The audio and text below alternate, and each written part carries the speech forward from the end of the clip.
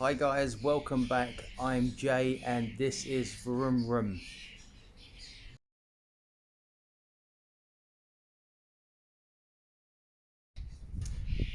Today we are back on the Honda ST for video 1167-ish of getting it done and ready. We're going to change the slave cylinder. Hopefully that will stop all of my clutch problems and I'll be able to just forget about that forever. So this is how you do a slave cylinder. So we are preparing as you're doing now. I've already done, I've looked online and I've watched several videos on how to do this. And strangely enough, people do it different ways. We know, and you should know by now, that the Honda dealerships say you have to take the engine out for this, but Honda ST owners are a very clever bunch and they've worked out that you don't actually need to do it if you've got the right tools. Well, I probably haven't, but we'll see what happens when we go along. So I had it on the main stand, realised that was the wrong thing. One of the videos had it on a piece of wood at the front just to get better access. That seems like a good idea to me. The lower fairing is off on the other side. That just gives me better access to the brake nipple. We'll take this side off now on this one, and then we'll get to the gear linkage. The one thing I did notice with the gear linkage, and I'm going to have to see how it goes on because no one seemed to mark it before they took it off. And to me, that just seems like common sense because you want to go back in the, if it is how I think it is, which is splined, and it looked like it was in the videos, but then you want it to go on the same place exactly that it came off. So I'm going to have a look, and if it does need it, I'm going to mark it probably with a little bit of Tipp-Ex or a Sharpie pen just to keep an eye on it. So got it off, and just there, just in there, is the 10mm nut, which is for the linkage. And it does look like it only up in that position. However, I'm going to mark it anyway, call it a belts and braces thing. But just behind it, you can't really see it, is the speed sensor, and those nuts, those bolts look well seized. So we've got to leave that one alone. But first of all, there she is. Let's get that one out of the way. So I found me Tipp-Ex, but it'd been in the box for 20 years, so it was a weird consistency. So I found a Sharpie instead, and I've marked it. You can't see it. I think you can see it. No, you won't be able to see it. So that's it. So I'm going to time this as well. So I'm just doing a time check now. We're a nice 11:25 in the morning. See what happens. Don't know whether this will work, but we'll give it a go from this angle. So I've undone the 10mm bolt. The ratchet spanner took seconds. So I'm just going to prise this off now. Hopefully it's nice and loose.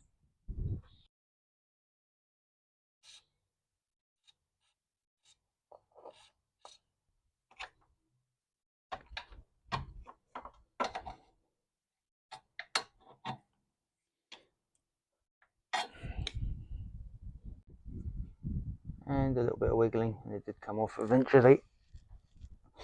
So that's it now. We'll have a look for the banjo bolt and see if it's as difficult to take off as people say. I do have a couple of ratchet spanners, but they're not pivot heads. One person said you can go in above the swing arm, the main stand, and do it from the top. Another guy I saw was doing it from the bottom. So let's have a look. Right, so I've had a little bit of a look in now. I've rerouted the two pipes that come down. Also, there was a bit of a rattle when the bike was running. I just found out why. Two brackets completely eaten through. It's not blowing though. So, yes, I do see that you have to use a adjustable head ratchet spanner if you want to go in from this position. So my only option is to go in from the top, as one of the other videos said, and for that I'm going to use I'm gathering it's 12 mil. We'll have a look. We're going to use that. It's not ideal, not very long. We can add on to it if we need to, but we'll see now if the swearing starts. So that's actually worked.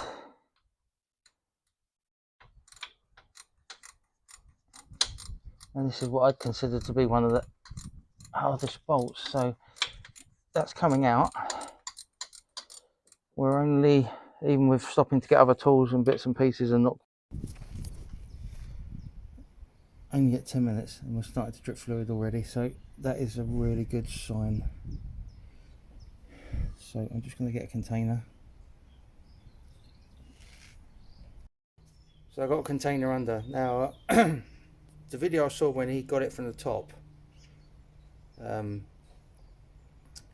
was he had it on the main stand to do it. Now I'm quite lucky because the main stand on this is lazy, so it stayed down and I can get easy access. But if you're doing it and you've got a decent spring on there, you might notice that it's going to be a bit difficult and you might be better on the main stand doing this job.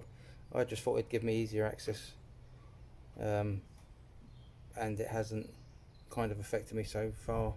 So the brake fluid is coming out because the banjo bolt is loose. I am a little bit concerned about getting it back in. You do not want to cross-thread those things, and it's because it's blind and I can't really get my hand up there. It's going to take a little bit of persuasion to get right, and I've seen a video where someone has cross-threaded it and it doesn't end well.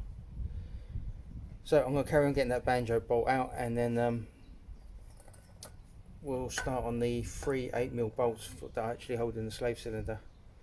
The only other issue I see from there is one of the bolts is in a difficult location. Hopefully I've got a tool that's going to do that. And then of course unmating it from the surface is going to be well, it's been a bit of a struggle for some people doing these videos, so we'll see if we encounter the same issues. But time wise it's going really well so far. Right, so there it is. I did actually get the last of it out using one hand in on top of the main stand and the other hand in through the gap here, and I was able to get a couple of fingers on it, so that might help a lot when putting it back in. So that's it now. So now I need to find an 8mm that's going to undo those slave cylinder bolts. So at the minute I've got my battery powered ratchet in there with an 8mm on it, and at least for this bolt, which is probably the easiest,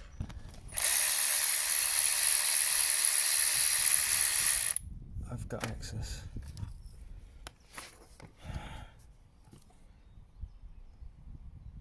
Wow, there's a lot of thread on that bolt. Okay, see if I can get the other two. And of course that one did come out easy, but it won't fit on the other two, and it is very tight access because I've just tried it with that and it won't work. So we're going to go to that and see if that helps. 2 down using the smallest socket known to man. Don't know if this will get on the third side. I know someone used a longer one with a knuckle joint for the last one, but I don't know. I might be able to get in there with this. We'll give it a go. And success. Yes, that does it. That pulls out the other 2 bolts. So does mean a trip to Halfords later, because that's the only shop open today that I can get one. And guess what? This ratchet only undoes stuff. It is broken in the retighten area, so I'm going to have to go and buy myself a new one. So we'll get one of those later. So the bolts are off. I reckon I started, and I don't think this has taken me longer than 20 minutes. I'm in a position now where it's ready to come out. It is on dowels. and some people have reported that it's a bit of a pig to get off the dowels, but we'll give it a little bit. I'm just going to pull it first of all, see what happens. You never know. Let's give it a tug. And it pulled out fine. What I would say was, it's on the dowels. I've seen people hitting it with a piece of wood and a rubber mallet, but if you're getting behind it on that side, be right at the back of it from where I am now, there's a beautiful little pry bar surface there that doesn't affect, and you can just, it's just there. Once you get onto that, it's oh no, sorry, it's that one there. Once you get onto that with a screwdriver and give it a tug, off it comes. So that was nice and easy. I don't know, I think it might be alright. I might just put it back. What do you reckon? Yeah, that is proper mullered, and I'm hoping that was the source of all of our problems. Let's get stripping.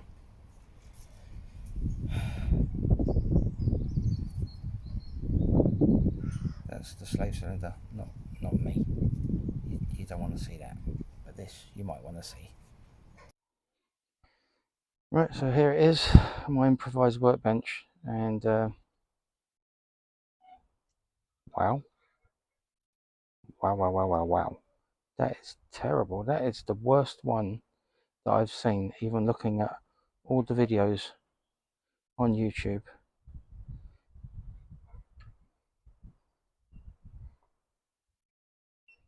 That's atrocious. The actual inside of the cylinder looks fairly clean. Rid of that bit there. But there's definitely a breach there. Just to show you this, just bear with me.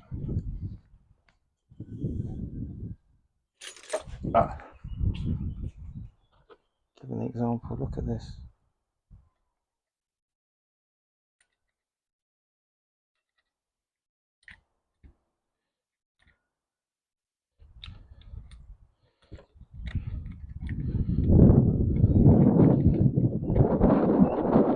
It does give me confidence that we might be on the right track here with what the issue is.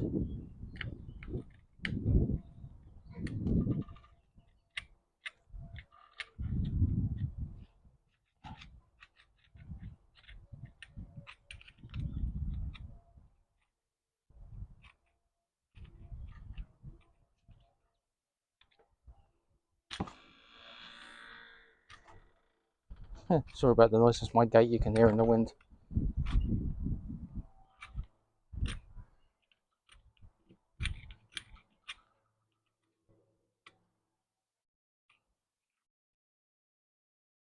Wow. Okay, so we do have a rebuild kit for it. This is going to require a little bit of cleaning, and of course got to get the old gasket off of the mating surfaces. And the rebuild kit includes the rubbers from in there, the rubber from here, and of course the spring. So I'm going to grab a pot to clean this.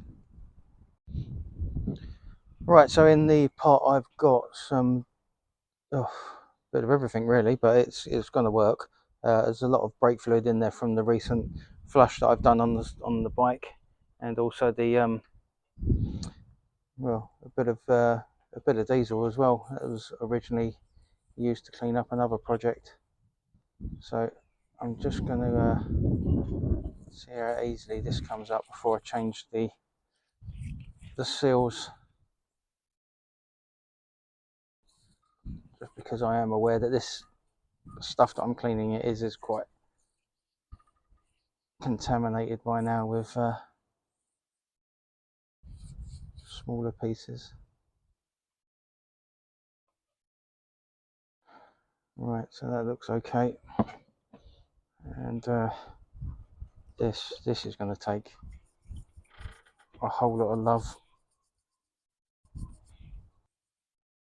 Look how corrosive this stuff is. It's been sitting in there for a couple of weeks. The wife's toothbrush isn't looking too healthy. I don't think it's going to take too much more. I might have to give it back to her soon.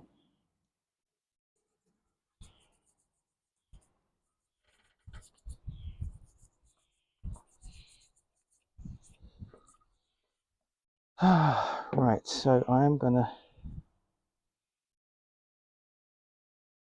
just finish this up. So the kit I've got is from Tormax, and other places do similar kits. You know what you're doing, but I'm just going to go over it very quickly. Just going to just make sure that the replacement parts do match what you're taking off, and look at how they actually go on. Such as this has got a bevel to it, so make sure that the bevel's going the right way when you're doing it. I've got to admit, this whole process has been a lot simpler than I was expecting. Also, these need to be quite malleable to get into the correct position, so I will be putting a little bit of brake fluid first just to help ease them into where I need them.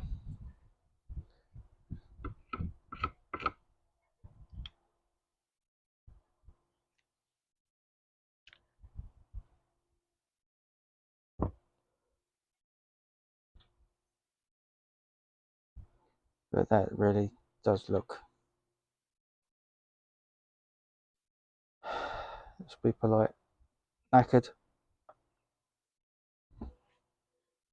So this is the last clean for all the days, and then I'll get the clean brake fluid out. Make sure everything is absolutely spotless, and then I will put the new seals on. Smaller end forward. Okay. So I'm going to get a couple of bits of kitchen roll and a bit of clean brake fluid. So I took a bit of a break while I was ordering a ratchet, which should be here in about half an hour. So that sorts that issue out. The part is cleaned, it's refurbed, the new seals are on, it's ready to go in. I've got to clean the mating surface on the bike now. I won't try and get in there, it shouldn't be too difficult. And what has helped slightly is the washer for the top banjo bolt is still attached to the line, so I'm not going to mess with that one because it's there, and I think it's a bit of a pig to get it in the right position to get it in if I do mess about with it. So I'll clean it up now and I'll come back to you. So the cleanup did take a lot longer than I expected. Try and light it up so you can see it, but that's it there. Also, I've done a clean as much as I can inside. I got rid of all the gasket in the end, but I really did take my time with this, wanted to make sure it was done properly. So I have got a new gasket. Didn't come with the kit, I've got it separately. I hope it fits, and then it can all go back together. But that was a real pain, and I didn't notice before, and I should have known this. In the hydraulic lines, it's a double banjo bolt that come out, so the top washer's still in. Need one in the middle, one at the bottom, but yeah, didn't see that before. So that's that. So let's go and get the gasket, start the refit. Right, so it's ready to go back in. All the mating surfaces have been cleaned, and that's as good as it gets. What tools you buy to do the job is entirely up to you, but I got this. It's a Magnuson 1/4 inch 8mm, and it was brilliant.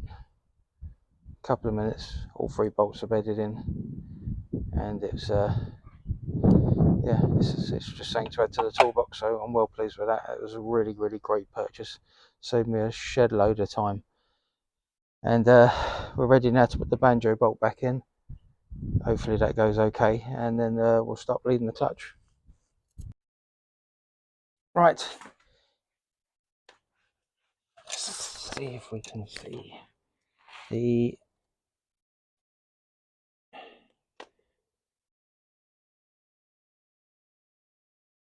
save cylinders back in, seated well. The probably can't see it, but the banjo bolts back in now, so it's ready to start bleeding.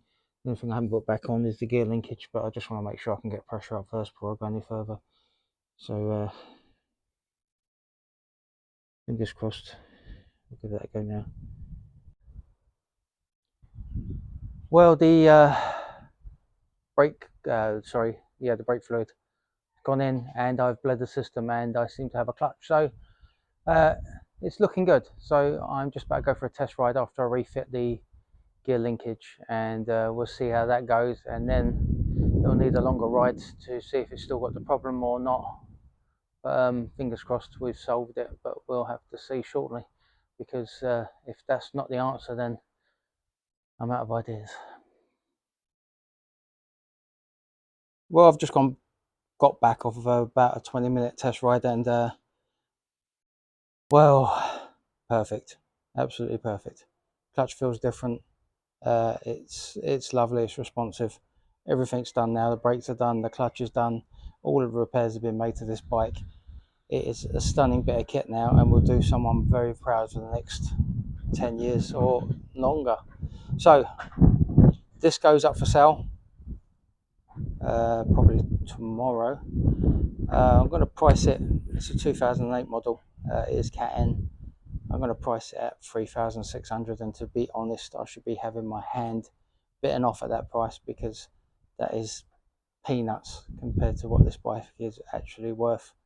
But it needs to go. I need to move on to other projects. So I do hope you've enjoyed this video. If you have, please like, share, subscribe, you know the drill. And until next time, guys, take care.